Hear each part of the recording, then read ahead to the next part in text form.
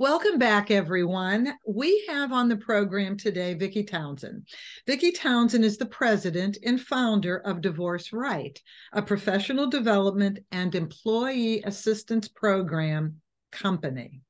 Vicky is also the co-founder of, and this is huge, the National Association of Divorce Professionals, who I've heard about forever, an association for all the licensed professionals that work with clients during, before, and after divorce. Also very important because a lot of help is still needed once the divorce settlement is done. Divorce Right, and we're going to focus on this, caters to Fortune 1,000 companies and government agencies to help their employees going through this grueling process at work. So, Vicky, first of all, welcome to the program. Thank you for coming here. Oh, thank you so much for having me. I'm so excited to be talking to you because you and I are so aligned on so much. It's very exciting. We are, and you are the very first person in 4 years that's going to be talking about divorce stress in the workplace. We've never really had a discussion about this. You have 3 programs, though, and that's the first one we're going to talk about. Let me just lay all 3 out, and then we'll start digging in. So your 3 programs are Manage Right. It's a divorce awareness program, sensitivity training for companies. Plan Right, your better divorce, and I assume that's to the public, Vicky? Yeah, it is. That's to the divorcing employee. That's to the divorcing employee. And then Resolve Right, that's to who? That is individual for those. So Plan Right is a book, a workbook, an interactive video course. It's about 10, little over 10 hours, almost 10 and a half hours of taking somebody. First, we kind of through the process of helping them breathe and kind of settle down. Then we take them through the processes and the important decisions they're going to need to make. And you know what, Judy, your process and my process could be totally different and be exactly perfect for either one of us. Your divorce may look completely different. As a matter of fact, I know it does. There's not one in this country that's exactly the same as another. They all have their unique footprint. So what we do is we take them through the choices that they have and the critical, important decisions that they're going to have to make, right? Which direction do they want to go in? So we kind of take them through that. And then we offer, for those, that still have questions after they've gone through the book, the workbook, and the course, we offer weekly group coaching calls so they can get on and talk to a divorce coach and say, this is where I am. I can't move forward with this custody agreement, or, how do I hire an attorney, or what kind of divorce is right for me? So we have that. And then the third one, which is Resolve Right, which is once that program may not be enough for you. You may be in a very highly violent relationship or narcissistic personality disorder. There may be some extenuating circumstances like a special needs child in your family where you need some hand holding, also just intimidation by your partner. Where you maybe need somebody to sit, lock arms with you. And even we'll take it as far as attending court with you. We will literally hold your hand in a courtroom and say, we've got your back. We'll help you through this process. Okay, how do you do that? Tell me about the courtroom. So depending upon, obviously, that only 3% of all divorces go to a full trial in front of a judge. So those tend to be your more high conflictive divorces. So we can show up and, when in the courtroom, they'll be at their table. We'll be right behind them. We will meet them outside of the courtroom if there is a break or they need to speak. And, one of the things that our coaches have is a unique 30,000 foot view, whereas most of the other professionals are in their own silos, right? They're either working within the law or within finance or within emotions and mental health or within real estate. Whereas we have the experts that can bridge all of that and look at it as that whole puzzle piece and sit there, or I like to say it's like a suspension bridge, because if you move something from over here, it's going to impact something over there. But a lot of times the professionals that are just dealing with legal may or may not know about, and the perfect example is a special needs family. A family law attorney rarely understands or went to school to understand Social Security benefits or Medicare or Medicaid, right? They're not there. So they don't understand what has to be written in that document, because what happens, and I'll bet you by the time we're finished with this podcast here today, a settlement statement will be written for a family with special needs child, and that child will lose their benefits because of the the fact that the professional themselves just doesn't understand what the wording has to be or how the money has to flow so that they don't lose their benefits. No, you're so right about that, because I interviewed an attorney about 2 years ago who specialized in special needs children. And there are certain codes, well, at least in California, I'm sure they're the same in every state. There are certain that's a federal benefit, so it would be the same. Yeah, that address this. And I was also told that the expression of the need, the expression of the person who has special needs will change from time to time. So maybe the expression doesn't come until after the divorce is final, because this child is still very young right now, which is why testing is so important. As soon as anybody sees any type of behavior that is not exactly what they think should be appropriate for that age, you must have your child tested. Right. And it's not, and then there are those that the signs and symptoms are far beyond whether or not they pass or fail a test, like cerebral palsy, paralysis, all sorts of different kinds of traumatic events during childbirth and beyond, genetic issues and things like that. So I guess we have over 50 divorce coaches here at Divorce Right that come with a myriad of specialties. And I'll give you some examples. So there's religious divorces in this country. There's the legal divorce, right? Yes. That's your state. We have 50. It's like we live in 50 different countries here in the United States, the way our divorce laws are written. But we have, all of these different things. But then you have the religious side of the divorce. So a Jewish get or a Catholic annulment. The Muslim religion has it as a talik, and there's all sorts of different things within their community, and the Hindi community. And so we have, I have a Jewish rabbi that is one of our divorce coaches to help people go through that process and get what they need from a religious standpoint. We also have experts that are cultural experts. So we have coaches that are experts in prearranged marriages in the Asian culture. That's a very, very big thing.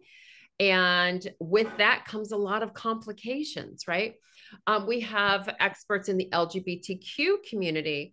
And why is that? Well, why is that? Because their divorces are the same, but they've only been able to get married since 2015. So if they got a divorce now, it's considered a short-term marriage, but they were together for the last 20 years, right? They just were not legally able to. So there's a lot of nuances, subtle and not so subtle nuances in the divorce process. We also have divorce coaches that speak foreign languages. We have Chinese, Japanese, Farsi. We have the Indian dialects. We have Spanish, English, Hebrew. So we try to bring to the table, we have experts with special needs children, immigration, H-1B visa holders. It's a huge area, Vicky. It is. So we try, so consider us your matchmaking service in this regard, whereas we connect you with a divorce coach based upon your needs that would help support you so that you can get through this in a kinder and gentler way. And divorce is the number one reason that women find themselves in poverty. If we just understand the WIC programs that they have to join and food stamps and all of those supportive products and services that are taxpayer services, right? And they should definitely be there. I don't have a problem with that. But this is something that we can solve by working with the system and getting them through it so that they don't lose their finances and they don't lose their sanity, because it is definitely, divorce brings out the absolute worst in each other. And there's a saying, it says, in the criminal courtroom, you have very bad people on their very best behavior. And in the family law courtroom, you have very good people on their very worst behavior. And, there's just so much that goes into this. And we try and, I have former family law attorneys as divorce coaches, former financial advisors. I have former mental health counselors that are divorce coaches that want to help these people go through this process in a kinder and gentler way so that they can have a gentle landing in this life quake of a divorce. Right? Life quake. I definitely. That's I learned that from one of our clients.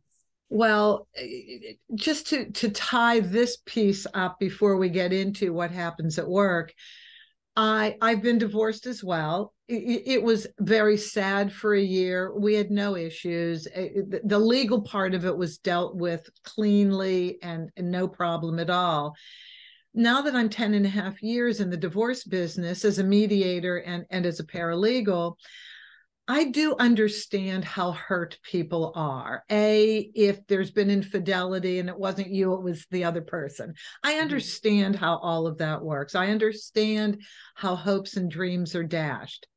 What I've never understood yet, and maybe you can address this, is why do you want to destroy the other person? How does that help you get ahead? Everybody, I think everybody has their own, their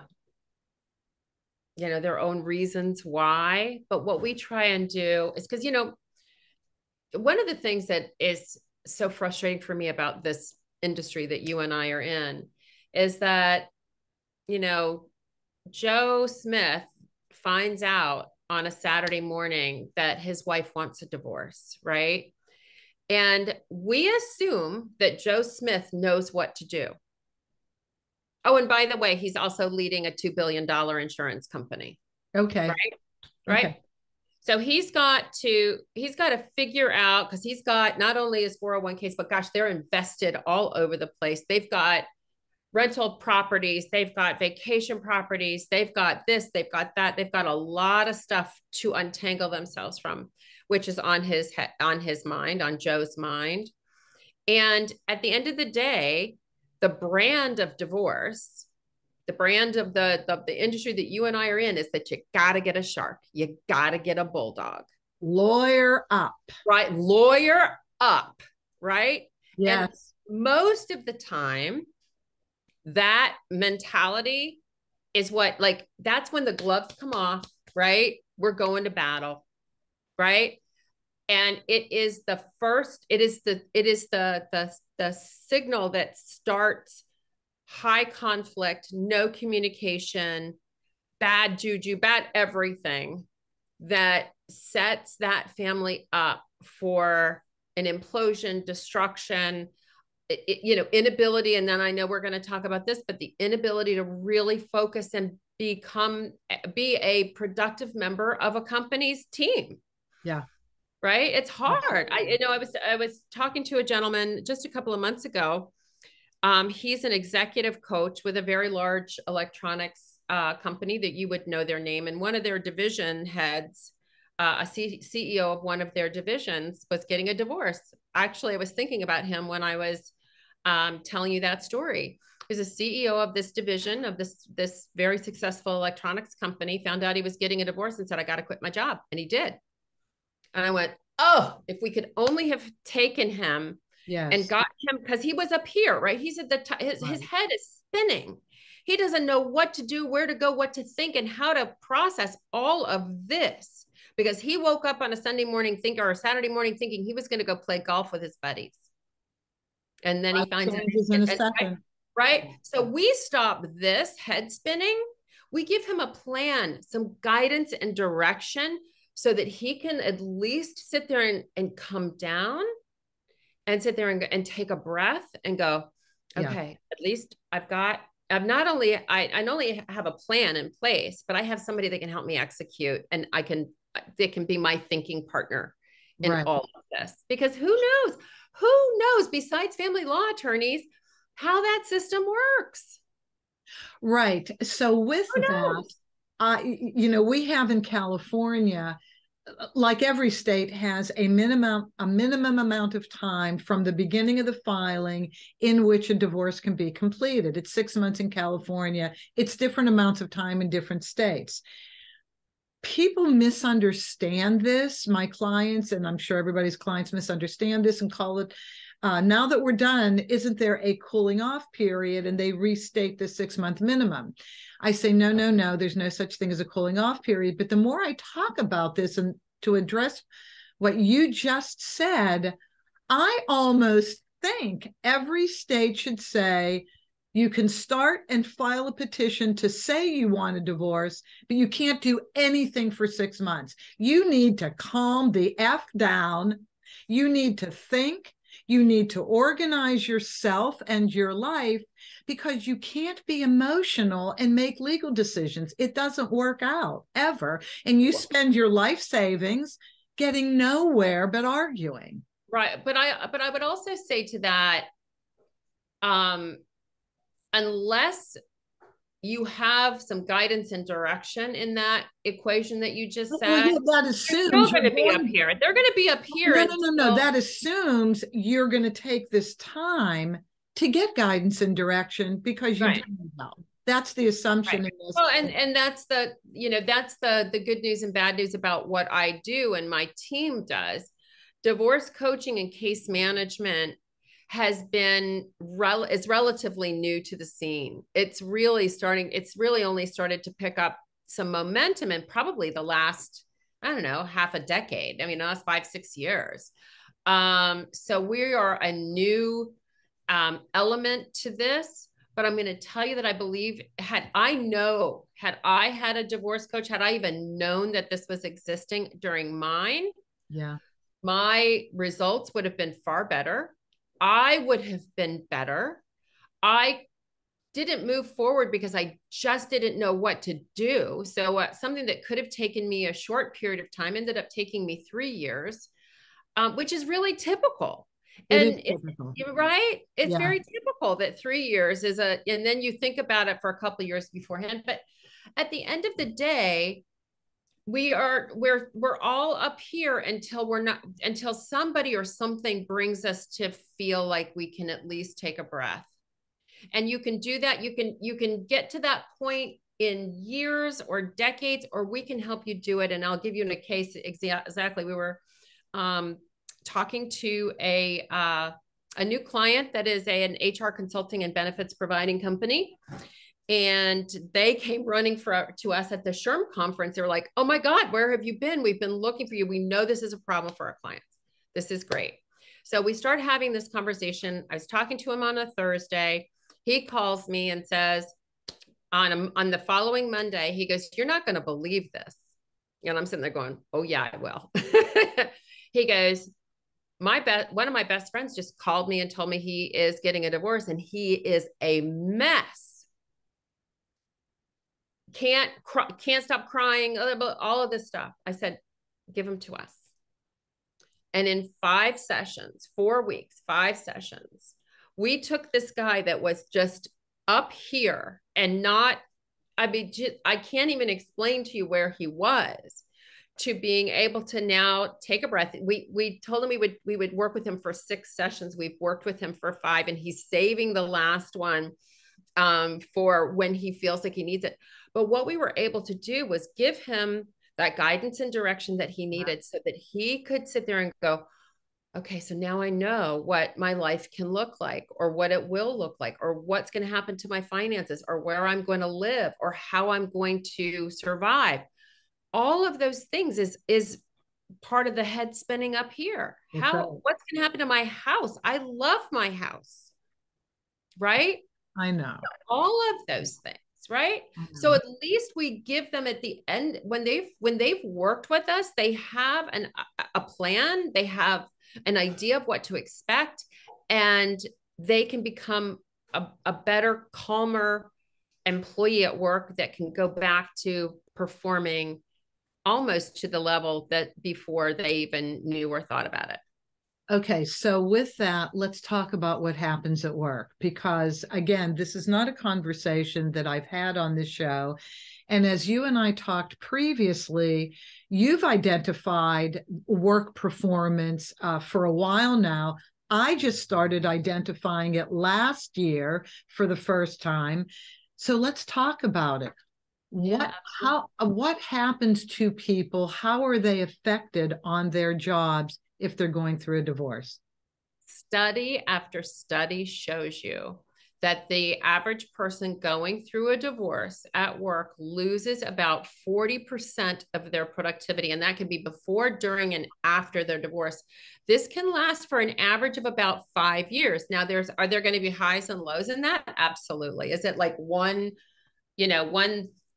fell swoop when it's 2 years past their divorce and they're still dealing with child custody matters or financial matters? Not quite so much, but 40% of lost productivity for a company, that if employers understood what the financial implications to them is, they would realize the divorce for their employees actually costs them more in lost productivity, far more than it cost the employee to go through the divorce.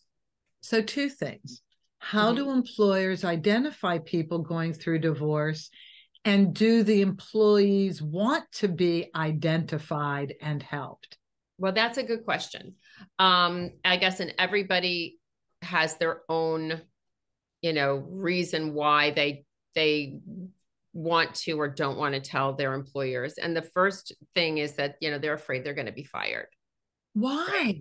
Why? Because they're going to lose 40% of their productivity. They're going to be away from work. So I'll tell you the five signs that somebody goes through, right? The first one is absences. They are out a lot more because they've got court hearings, they've got meetings with their attorneys and their financial advisors. They've they've now got to juggle a child schedule that's different, right? Or they just got called in because their ex forgot to pick them up at daycare. I mean, they can run in late to work, late to meetings, and leave early to go home at work. So absences is a big key thing. The second one is like presenteeism. You and I talked about presenteeism about a week ago, where your employee is physically there, but they're not mentally there. Right. So, so that is like a really big one. Let's see, what else is there? There is, they're much more emotional. There's outbursts where there normally wasn't outbursts before. They are just not the same employee as what about the emails and the communication? Right. And errors, just, they're distracted. Well, right? beyond I'm also referring to, yes, that's a good point. I hadn't thought about that. It's so easy when we're distracted by something to make an error in an email, so I could well imagine. But just the time taken to do divorce paperwork while they're working, and this remote working at home, that's fertile ground for not using time at work and using it on the divorce, isn't it? Well, that would be an interesting, that is something that, well, we all know that COVID has made for a lot of disturbances at home, right? You didn't love your spouse before, you couldn't stand them, but at least you had a break. Yes. Now you don't have a break, right? So, the good news for some people was that they got to work from home. The bad news for some people is that they got to work from home. Yeah. So, it's not always, it sounds like this is my house. This is, I've got my little home office here. I work from home. But if I was with somebody I couldn't stand, I don't know how productive I would be. So, Absolutely. there's so much, and also just worried about my finances. How am I going to stay employed here when I can't afford to buy a new home near the office? Well, one of the things that we do is we work with what's called a certified divorce lending professional that has been trained in divorce and mortgage and how a settlement statement needs to be written So and shaped, important. so that we can get them about 20% more buying power just by working with the family law attorneys. That's right. 20% more buying power means that you have a greater chance of keeping your employee at your workplace. That's huge. Okay, so how do companies identify who's going through divorce? Is there a policy where, my idea, you tell me if this will work or not. So most people get health insurance from their employers. In a divorce, at least in California, health insurance can no longer be provided to the other spouse once a divorce is final. So you have to register at some point that you have a divorce in place so that it triggers the end of that relationship, or at least that's what I tell my clients. And then if there's a pension, again, so the pension plan department has to be notified in order for them to either join the pensions or be set up to divide the pensions.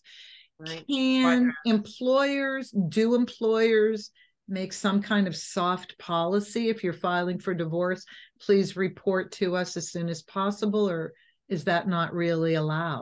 That hasn't been the case yet. And I'm not sure, again, what we're trying to create for our company is a culture where somebody can come in and say, I'm going through a divorce, and first of all, they need to start having a family transition policy, which we've got one. If you want one, reach out to me. We have a customizable family transition policy that your company can create. If you have a culture where one of your supervisors is saying, don't bring your divorce here at the office, right? That happens. It's the number one reason, by the way, divorcing employees, which 10% of divorcing employees quit within a year of their divorce. That's huge.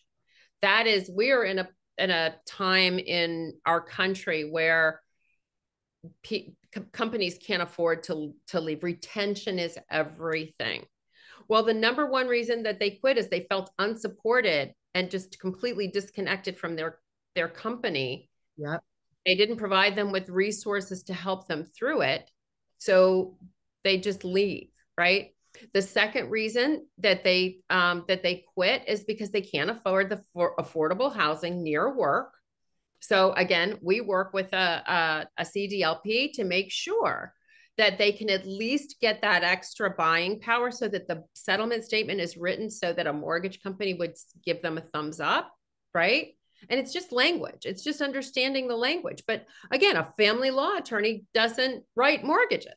Right. So they don't. And then the third thing is, and this is around women and poverty. Women can't find affordable childcare. So if you can open your company up to either having a childcare facility on your property, or if you can make a deal with the family, with a childcare center that's around the block, giving them a substantial discount, or maybe as the company, you pay for part of their childcare.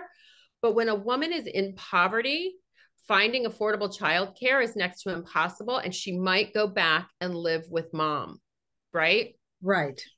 We can help that, right? That it's just a culture shift. Okay, it really is a culture shift. Here's what you're saying that I find remarkable, and I kind of think this is my answer when I kept asking and did it just a minute ago. Can't a company ask employees to please come and report their divorce? I can see why that may not be the right way to do it. What you said about creating a culture, I totally get this. A culture of support, a culture of respect, a culture of empathy, a culture of compassion, so that, and hey, if anybody is going through divorce, or if you may in the future, here's what we have to offer you. Right. We want to be supportive. So that has to start from the company to the employee. Yeah. Top down. Absolutely. Top Absolutely. Down. So yeah, that's what we are working with companies. And, you know, and since you went in your wonderful introduction for me was at Fortune 1000 companies, we're working with companies much smaller than that now through some of our HR benefits providing companies that we're working with, where they may work with a company with 3, 7, 16 employees, and we get them covered at a really, really reasonable rate. We want, my mission is to make this better for everybody, but also for, I mean, you know, as an American, I want to make it so that, you know, from our country's perspective, we are giving out tax dollars to support people in these situations where it doesn't have to happen.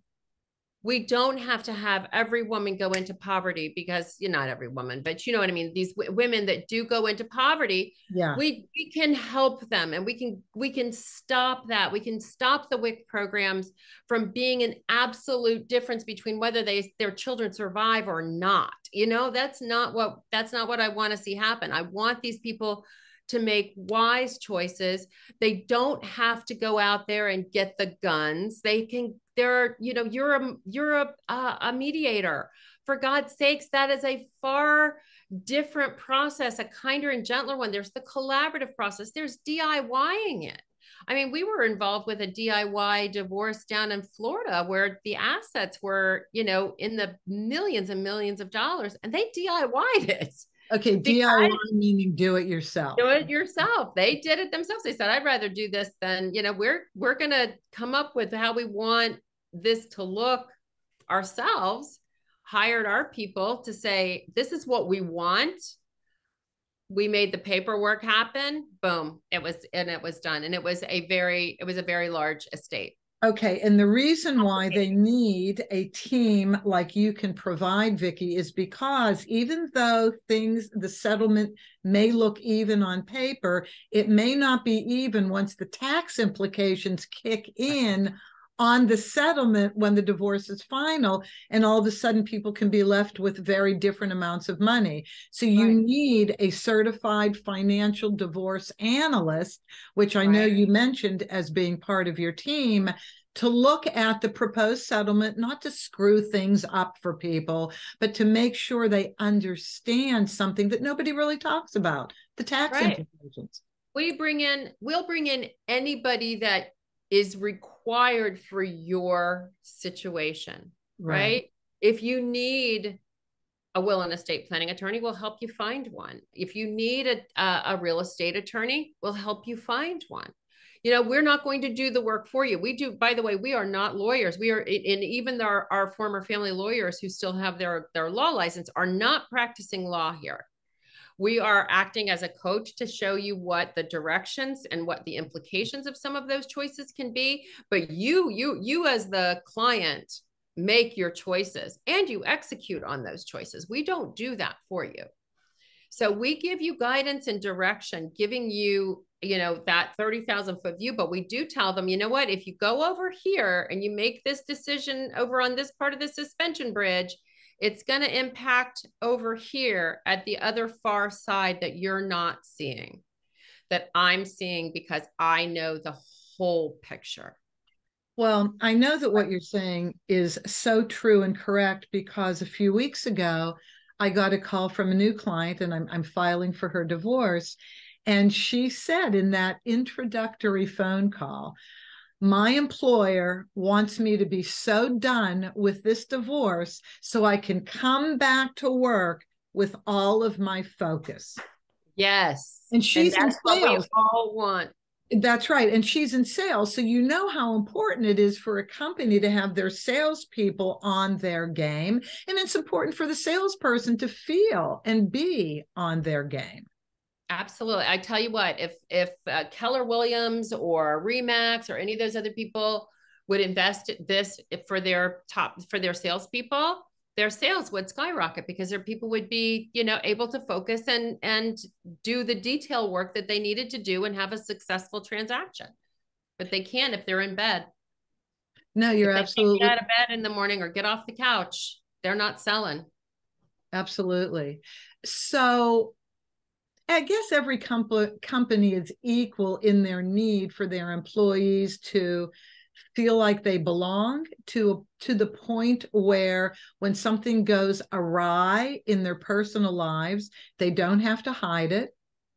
There are ways they can be supported so they can continue to work, because you have to keep earning money.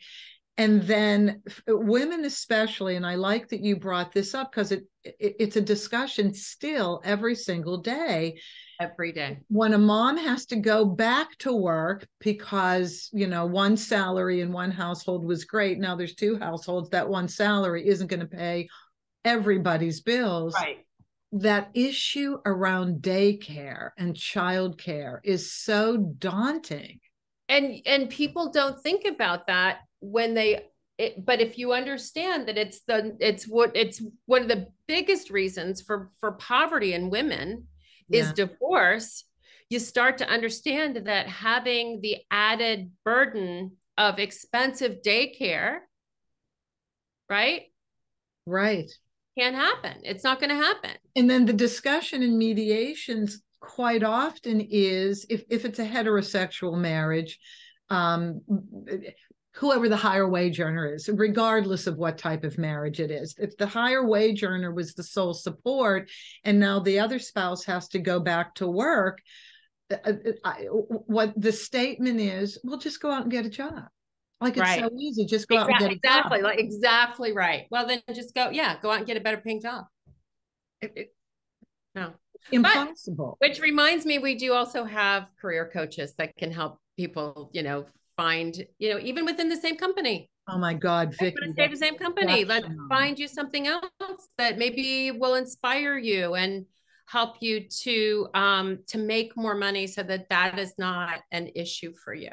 Yeah, no, I'm so happy that you mentioned that. Now that we're at the end of our time, that was perfect, because what do you do with the spouse that was able to be at home because the other spouse plenty of money, and we have several children now?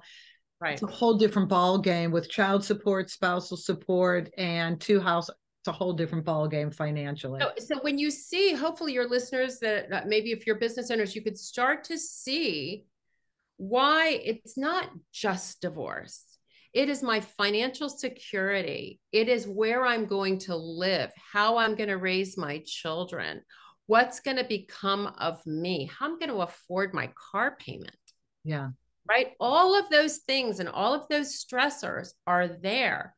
And then if you add on those, additional factors we talked about, special needs children, or you come from a prearranged marriage where divorce is verboten, there's a lot of that we insist on helping with. We really want to come in and just take that off of everybody's back.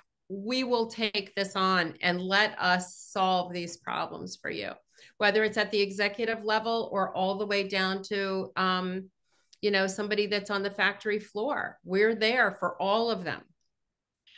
This is remarkable. I've never, ever met anybody that had such a comprehensive program dealing with the personal family and divorce and the business family. I always say you have two families.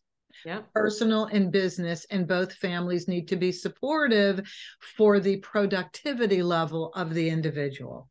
Mm-hmm. So, Vicky, for anybody who wants to get in touch with you, even though everything's in the show notes, people listening like to make notes. What's best way of contacting you? I would love for you guys to contact me by email. My email address is Vicky, and I'm Vicky with a Y, at divorcerightinc.com. And you can even go on my website. I have a cost calculator. All you need to know is how many employees you have, the average cost, the average salary, and the cost to replace 10% of your divorcing employees. And I will tell you how much divorce is costing your business. So that's on my website. I would love for you to find out what divorce actually does cost your company. So Divorce. we take all of the statistics and data, put it together in one fell swoop, and there you go. Well, you certainly have made me feel comfortable that there's something so comprehensive out there. Thank you so much. I really appreciate meeting you, learning all of this, and sharing you with the world. Thank you, Vicky. Thank you. Thank you so much for having me today. Thank you, everybody. And we look forward to helping you and your employees have a better experience as they go through, just the dissolution of their marriage, moving on in their lives. And I thank all of you for listening, as I always do. If you have any comments about this interview, if you have any ideas about another topic, please let me know through my website, theamicableddivorceexpert.com, theamicableddivorceexpert.com. Please share this with your friends, subscribe if you haven't, and as always, have an amicable day.